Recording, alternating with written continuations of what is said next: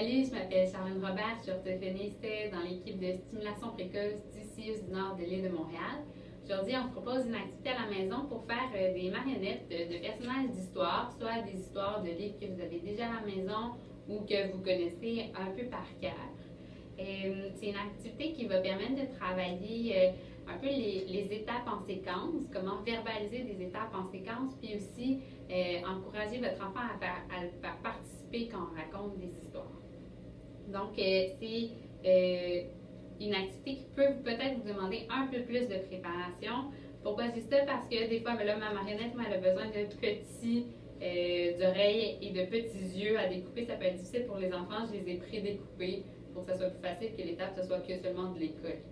Puis aussi, ce que je vous encourage très fortement à faire pour l'activité, c'est une séquence des étapes visuelles pour aider premièrement votre enfant à comprendre ça va être quoi les étapes, puis aussi l'amener, s'il est rendu à un niveau de verbalisation qui est de faire de petites phrases, l'amener à, par lui-même, pouvoir raconter c'est quoi chacune des étapes qui est nécessaire pour faire notre marionnette.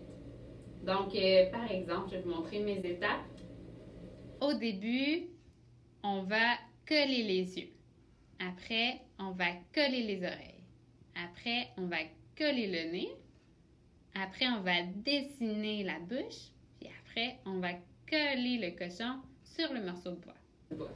J'avais accès à un bâton de bois. Si jamais vous n'avez pas de bâton de bois, prenez quelque chose d'assez solide dans la maison, un morceau de pot de yogourt, un bout de carton. C'est vraiment ce que vous avez sous la main. Donc, ce que je vous encourage de faire, c'est avant de commencer le bricolage, de présenter la séquence comme je viens de faire.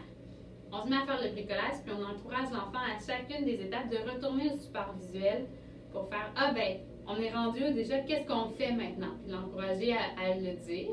S'il ne le dit pas, c'est pas grave. Moi, je vais lui donner le modèle. Puis ah ben maintenant, on colle les oreilles. Donc, on continue comme ça.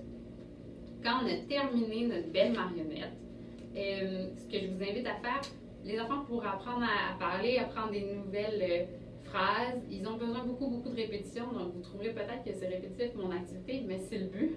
On va retourner à la séquence visuelle et on va regarder ensemble et essayer d'encourager votre enfant à dire c'est quoi chacune des étapes. Ah ben, on a commencé par quoi on a commencé? On a commencé par coller les yeux, après on a collé les oreilles et ainsi de suite.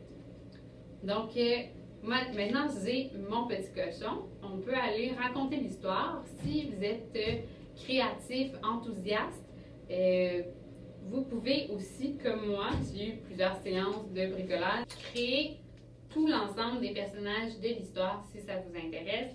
J'ai aussi créé les lieux parce que ton petit cochon, les 3 maisons sont vraiment significatives dans l'histoire, mais c'est vraiment facultatif.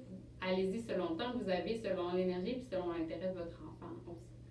Donc, une fois qu'on a nos marionnettes, pour raconter l'histoire, ben, on va encourager l'enfant à participer selon ses capacités. Si un enfant qui ne parle pas encore de quelques mots, ben, on peut surtout l'encourager à nous, on raconte l'histoire puis il fait jouer le personnage, les actions.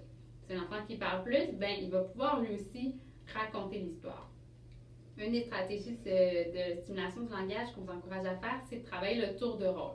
Fait que, par exemple, je vais commencer par faire jouer le personnage du premier petit cochon. Quand on va être rendu à la maison de bois, mais ça va être autour de mon enfant de faire jouer le personnage du petit cochon et de raconter l'histoire. Par exemple, je ferais ah ben le premier petit cochon, il veut construire une maison, il rencontre le monsieur qui a un ballot de paille et lui demande est-ce que monsieur je peux avoir un peu de votre ballot de paille pour me construire une maison? Il lui donne et construit sa maison de paille.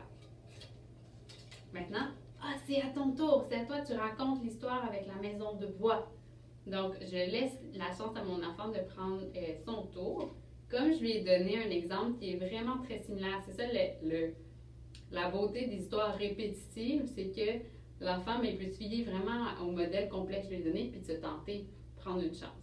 Donc, là, c'est autour de mon enfant, moi je peux refaire la maison de briques et ainsi de suite pour faire le tour de rôle.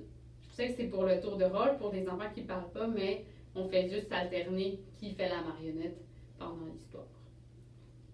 Vous pouvez aussi, une autre des stratégies, c'est de définir des mots qui sont nouveaux, que vous pensez pour l'enfant, ou plus compliqués. Là, par exemple, ici, on a la maison de briques. Je ne suis pas sûre que mon enfant connaît le mot brique, mais ce que je vais faire, c'est que je vais lui définir On arrive à la maison de briques. La brique, là, ça c'est dur, c'est ça qu'on construit les murs des maisons. Tu te souviens, il y en a aussi à la maison chez grand-papa et grand-maman.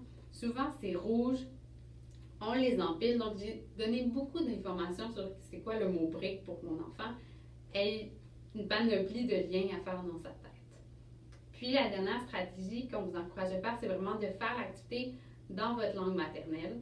Ça permet d'avoir un vocabulaire qui est plus riche, plus varié. C'est vraiment une activité, quand on raconte des histoires, c'est un bon moment pour stimuler du vocabulaire qui n'est pas le même qu'au quotidien. On va aller dans d'autres régions, dans d'autres catégories qu'on n'utilise pas toujours. Donc, c'est pas mal ça. Puis là, si vous avez fait vos marionnettes, réutilisez-les souvent. Les enfants aiment souvent lire les mêmes histoires, se faire raconter les mêmes histoires. Ils vont pouvoir de plus en plus participer avec leurs marionnettes. Puis, vous pouvez faire avec les histoires que vous voulez. Là, les trois petits cochons, c'est juste à exemple.